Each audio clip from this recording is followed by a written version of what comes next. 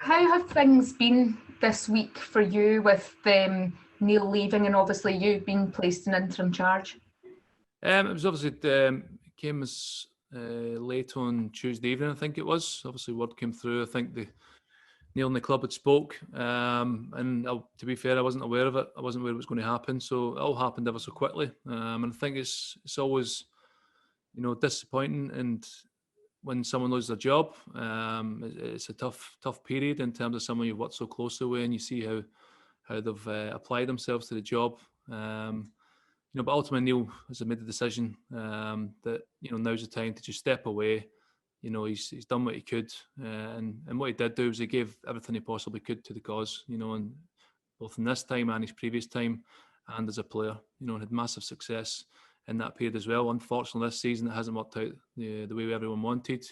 And he recognises that, as we all do, and he's faced up to that. And obviously, we find ourselves in a position now where I've had to kind of step in for the time being and try and kind of move forward again. How surprised were you? Had Neil given you any indication that he was thinking, right, that's it, my time's up, I'm going to go? No, he was so committed in terms of coming in every day, trying to kind of turn things around, get better performances, better results, and try and get on a running. It just felt every time we were getting 3 or 4 results, then there was a setback again. And after a period of time, it takes its toll, mentally, physically, and obviously the club with such high demand, to be successful, because we have been so successful. The bar's very high. I mean, you feel to reach that, there's always, a possibility that you could be out of a job. So, I was alongside him in that. We used to talk regularly. He was always very honest with the staff and players, but I think we got to this point, and he just probably didn't see the light there that it was always there, in terms of getting things the way we wanted this season, which is disappointing for everyone, but he was man enough to stand up to that and make the call. You were, of course, working with him every day. You're now in charge at the moment. Do you see that you need to change much, given the results maybe haven't been coming as often as they should have? It's difficult to make drastic changes. We obviously find a way of working. Results haven't always been forthcoming. There's been areas of the game which have been fine, but there's certainly certain areas that we have to brush up on. So, in terms of, for me this week, I've been trying to kind of take the emotional side away from it, because when anyone loses a job, especially the manager and the relationship we had with people here, it can be an emotional time, stressful time. But again, you try to take that out of it, strip it back to, what makes us a good team, what makes us good individually, and focus on that and then build on that again. Because again, through times of madness and chaos, you can become lost in it. So again, you got to strip it back to the process. What makes us good, what has made us successful, and what allows us to deliver, and make them realise that, and take them back to almost times that they feel comfort in, that they knew they were doing well, and then build on that. So it's a lot of psychology probably this week, as much as anything on the training pitch, managing that side of it, because you don't want it to come, Saturday afternoon that, there's been that much mental stress all week, there's no energy left. So we've had to try and keep a lid on that and make the players feel, the love and confidence around the place, and be real positive after we obviously dealt with the departure of Neil. Sorry, John, are you seeing this as a trial period for the job on a permanent basis? No, not at all. Again, this has never been about me, even this few days. I'm a guy who's been here a long time, been in several positions, always applied myself and given everything I possibly can. And for me personally, I've no interest in looking beyond this period of time in terms of what's in store for me. It doesn't matter to me at the moment. The only thing that matters to me is doing the right thing for the club. I know the players very well. I've got a great relationship with them and the staff. And I just want to kind of guide them through this period with all their help, to kind of maximise what's left and try and get us back to what I know we can be in terms of on the pitch. And naturally, with bad results and pressure, there can be a kind of cloud in the training ground sometimes, because everybody feels that there's a lot coming on top. So you try to lift that, let the sun come through a little bit as best we can. But to do that, we need to recognise what's important, and that's that everybody pulls together in a difficult period, and everybody pushes in the same direction, which we'll try and do. But will you be interested in taking the job on a permanent basis going on? No, listen, I'm not interested in anything other than Saturday and then next week, and the club will look at it themselves. Like, it's not about me. It's not about me and my future or where do I see myself. This is my first kind of half opportunity, I'll call it, to take charge. But in terms of even within this week, it's been very much about this isn't about me. This is about everybody collectively. Doing their jobs. I'll come in. I'll still coach. We'll still work as hard as we can. But at the same time, I'll just kind of give the guidance from the front, and then we'll deal with each day as it comes. John, I was going to say, at the weekend, Neil, in one of his final interviews, said that in his view, the club needed a major overhaul, a major reboot in the summer. Do you agree with him? Listen, he obviously seen things a certain way, and it's his own opinion. I know how the club works in terms of the structure of it. I certainly know that with every departure of a manager, there comes a review process in terms of, okay, what's gone wrong, why, and how can we fix it. And I know that's how the club always operate. Even in times of success, I've been here through that period. They don't sit back and say, hey, crack on, everything's going great. They constantly look to review things, try and improve things. So it's an ongoing process. Obviously then the depth of that review becomes deeper in terms of when times you've not reached the levels you want to, and a manager loses his job. So obviously they look at everything around the club. In terms of squad wise, we know where we stand, we know what we've got. We've got a couple of players who'll be in the last year of the contract. There'll be a couple of players maybe out of contract, whatever it might be. So there's things to be looked at, but the club will have to do that over the coming months. There was an indication that you'll be asking Stephen McManus to help you out. Is that the case? Is he going to join your coaching staff? Yeah, so Stephen will come up. He came up yesterday and joined us, and he'll stay with us through this period. Stephen's someone I know very well. He's a great coach who has come in and worked at the club for a period of time now. And again, the way he operates and his manner and everything fits in with the kind of type of people we want at the club. So it's good for him to come in and help us out with that. And it also gives us another coach on the training pitch, which is important for the players. They need the contact time. The more coaches we have out there, that allows us to cover more areas and work with more players and in small groups and individual basis. So, it allows us to work the way we think it should be done. John, what have you said to the players in terms of what you might want from them in the next couple of months that might not have been there in the last few months? I'm just trying to bring a bit of clarity to it, to be honest, in terms of, again, through difficult periods, things can become a bit clouded. So it's stripping it right back, in terms of realisation of, right, okay, what brings a good performance for us? This is what it is. We'll make minor tweaks along the way, and putting their full belief in that. So basically, when I've spoke to the players, and I'll be very transparent with them and honest with them, it's a case of, it's not about any individual. The same for myself coming into this role. It's not about me thinking, oh, this is a great opportunity for me. It's not the way I view it. I've got a job to do. The job is for the good of everyone. And the players have to have that, respect as well, in terms of they have to work for each other. They have to do what's good for the team and the club, and together, and then that'll bring a real togetherness. And then it's up to us to guide them as coaches in terms of what brings good performances and give them that belief and encouragement to go out there and trust that, trust what we're saying, trust themselves and how they play. And when they do that, they're a good team. They're very good players, and we've seen that in patches this season. Not enough times, and there's been too many probably setbacks along the way, but I know it's still in there, and it's up to ourselves to try and get that out of them again. How important is it then that all the players are all on the same page in terms of what you're trying to do? Yeah, no, listen, the players have been superb. We've never had any issues with them in terms of how we work.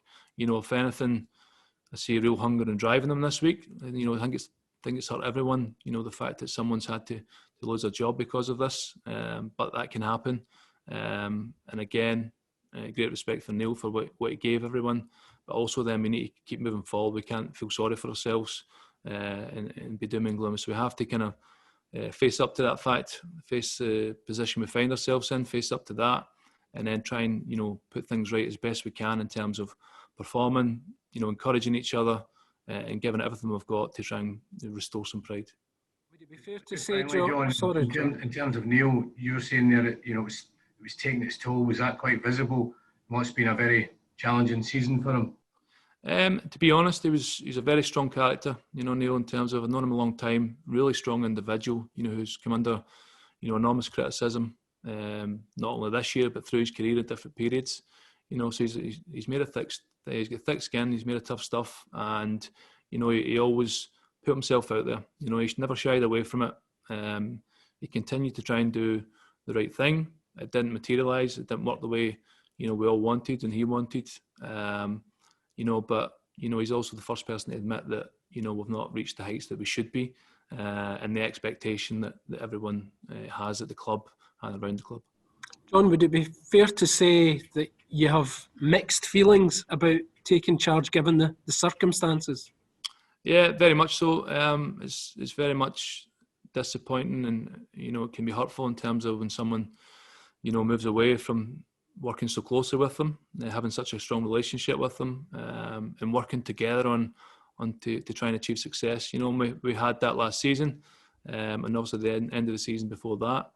You know, and of course this season that's not materialised. But we don't shy away from that. We know the standards, we know the expectations. You know, you got to win at a club like this, but the continuation of trying to fix that and resolve the problems was always there. But it didn't materialise. So that, again, it's disappointing. You know, definitely gutted that Neil's had to lose his job over this. You know, really feel that. But at the same time, I got to spin that very quickly into trying to have a positive mindset in terms of, right, how can we attack the last part of the season or for this short period, however long it may be. So I just want to try and, you know, kind of park that aside and park my emotion from it, and concentrate on what we can affect, which is internally what we do with the team and how we can affect performances. Now, you mentioned there'll be a period of review looking into what went wrong and how it can be fixed. What is your opinion at this point in time of what has gone wrong and how it can be fixed? Well, for me, it's only comment on the football side of it, to be honest. You know, I know there's been a lot of talk out there about a number of things around the club, but, you know, we've got very strong people at the club, you know, who've been here for different periods of time, been through great success, through really good times. And that's been down to a lot of people around the club as well. You know, so we've got to remember that and respect that, you know, that, you know, there's great people around the club. From a football perspective, you know, in terms of us, we've identified the areas where we know we've not been strong enough. You know, in terms of defensively, we've conceded far too many goals. You know, there's been, you know, many games I can remember where we've had, you know, really good control of games, dominate possession, dominating the areas of the pitch we want to, and we get picked off with set play, we get picked off with a penalty, the opposition is one shot on target, they get the goal. You know, and that's not a good thing to have in terms of when you're trying to go to achieve the success we've had in the past. You know, on the other side, again, in certain games we've been quite fluid and doubting to the top end of the pitch. And at other times there's been, you know, a bit of stress probably in that final third where we've rushed things, we've hurried things, we've not had clarity in our play. So again, as I said earlier, stripping it back, trying to make them realise, you know, this is what makes us good. You know, concentrate on that and give them the belief that that'll bring results through good performances. So, you know, on the football side, I think it's clear to see, you know, what we've not done well enough. And as I said, we face up to that, we identify that, the players, you know, take full responsibility along with myself and the staff in terms of, you know, okay, that's happened, but from now on in, it's like, how do we fix that? How do we make it better? Several comments from other managers, former Celtic players, who've said they feel the players let Neil Lennon down. Do you share that view? I think everyone, you know, shares the responsibility. They feel they let him down because ultimately he's the manager. He's the guy who, you know, has to stand out there and answer all the questions that come your way when you go through a difficult period. You know, and he didn't shy away from that. You know, he stood here or sat here every week. He stood there and matched day every week and put himself out there. You know, from all of us, you know, from the players, all through the staff, we share responsibility. You know, it's not about one individual. Ultimately, often the leader takes the biggest hit, and that's what's happened here. You know, but you know, in terms of the players ourselves, we're all sharing that, and it's up to us to then restore some pride in our performances. You know, both for us ourselves in terms of the team and for the club and the fans. Now, you've made it clear, John, that you don't see this as a trial period or in any way an audition from you for the job. But if things go spectacularly well, that might change. I have no idea, and I don't care about that, to be honest with you. And honestly, what will be will be. I'm very, you know, honoured to be actually given this opportunity, but I really and I'm not saying this because it's media and it might create a headline or anything else. I generally care about nothing else than the club and the players, and doing the right thing for everyone involved in that. John, have you been Thank given a timescale at all in terms of when the club are going to make a decision about a permanent manager? No, there's no time scale on it at all. I've asked to come in and do the job for the time being, and we'll just have to monitor that and see how that goes as we go. Would you expect it to be until the end of the season? You've got the new chairman coming in, obviously Peter going out as well. Again, we don't know. There's been no kind of clarity on that side of it in terms of setting any timeframes. So I just got to approach each day, preparing the team for the next upcoming game until told otherwise. In terms of the game tomorrow, what do you expect from Aberdeen? And then you're talking a lot about stripping it back and the psychological side of things. Are you going to change anything tactically at all? There'll be minor tweaks there. I think there's been, again, you have to, tactically, you've got to look at things in terms of what's available to you, squad-wise. And what works for you and gives you the best balance, and also what the opposition are going to bring to the table. We're a team who will pretty much, in the main, dominate most games in terms of their possession, and we'll have much control of the games again, and we know that.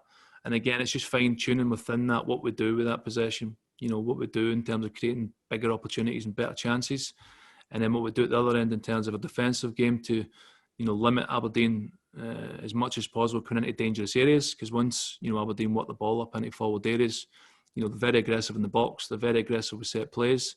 Again, so we want to try and control the game as much as possible away from our goal. But always be ready to deal with anything that comes forward. And we did that well for large periods of the last game in terms of controlling Aberdeen, moving up the pitch and having good control and creating decent chances. So we did that probably until the last kind of 10-15 minutes where they got a bit of foothold. They started to push us back a bit, get a number of set plays, get a number of balls in the box. So one, you can do that two ways: by defending well and being very aggressive at the top end to kind of take the accuracy out of their longer direct play and allow them to get a bit of control in your half. And secondly, with the ball, it's controlling the game with the ball, making sure we get good positioning, want to attack, but immediately when we lose the ball, we've got to be strong in terms of that transition, which for periods of this season, I think we've not done well enough.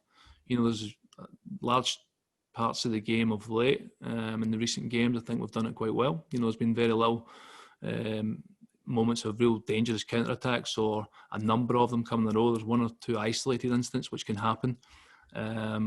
So again, control-wise, it's been in the main good. Again, we just got to have, sometimes better play from the back to then open up the opposition. And at the top end, be a bit more clinical, not rush things so much, closing in on ourselves and being in a rush to try and score, try and get the shot off. And just trust each other as a team. It's not about one individual being the glory hunter and the guy who can, get the goal. We've got to make the right decisions at the right times and make sure we're doing the right thing for each other. Thanks, Sean. John, in a way, are you hoping that this can, galvanise the squad this week, especially going into the game tomorrow, and be a bit confident in terms of getting that togetherness back? Yeah, I think it's, it's certainly a moment like you can try and use that to your advantage, because everyone is hurting. And when there's hurt, it's a possibility of really, touching the emotional side and drawing them together as a group. Because when things don't go so well, the way personalities are, people see things differently. So it's bringing that clarity in terms of, okay, this is where we're at, this is what's happened, and this is what we've got to do going forward, however long that may be. So it's just giving them that belief and that confidence that, one, the backroom staff and myself are fully in support of them and we want them to do well, and we'll give them all the tools to try and do that. And then collectively as a team, trusting in each other. If you go out and play your own game and you think you can be the guy that changes the game on your own, it ain't going to happen. You got to play with good structure, good team spirit, good intensity, good aggression, and play with clear minds. So that's what we hope to see tomorrow. You said it's less about your ambition personally just now and more about steadying the ship. Is that going forward the way that you're seeing this and kind of calming the mood down as well? Yeah, it's bringing a calmness to the situation. It's been a very emotional season. I think it's one where even before the season started, you could feel the intensity. And probably over the last couple of seasons, the last couple of seasons, all you could hear was, 10 and 10 and 10. And ultimately that was getting into the season, the objective, to go on and win the league and make it 10. But We just got to part that. We've got to kind of strip it back, as I say, have clarity, play with clear minds, understand what makes us good, and try and do that. And again, it's not about focusing purely on, getting the goals, getting the results. Again, it's making sure the bits in between that are good, in terms of clarity and how we defend, how we attack, what we do at set plays. And if all the bits come together, then that'll bring a positive result anyway. And if even the bits in between that aren't going exactly as planned, then it's about the drive and determination, to nick a goal, to grind out a result, whatever it might be. But again, it's just giving them belief in the process of, what makes them good. John, you mentioned the other 10-10-10. Did that come a bit overbearing, a bit overwhelming?